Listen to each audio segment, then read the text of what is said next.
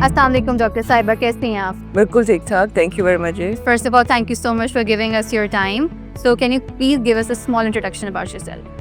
My name is Dr. Saleha Ishaq and I work in Khan University Hospital Karachi and I also work in South City Hospital Karachi और कुछ part time मैं मुल्क से बाहर जाके काम करती हूँ every year. So that's how I divide my work.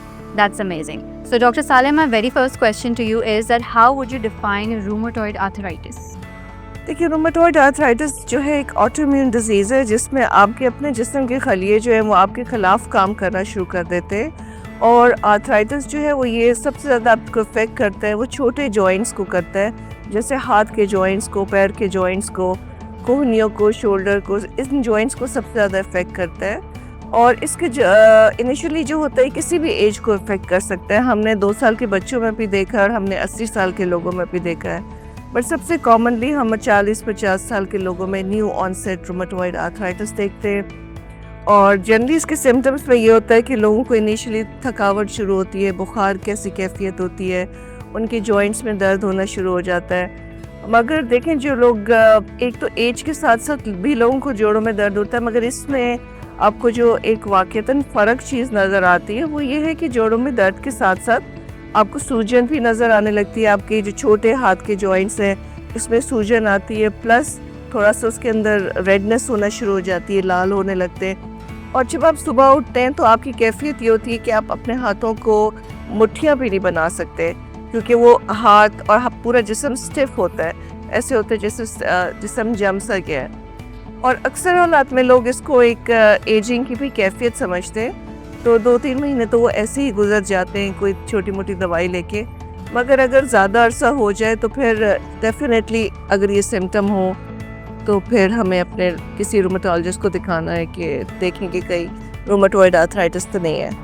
ठीक है. So once rheumatoid arthritis has been diagnosed, what is the treatment plan that a rheumatologist is supposed to devise for the patient?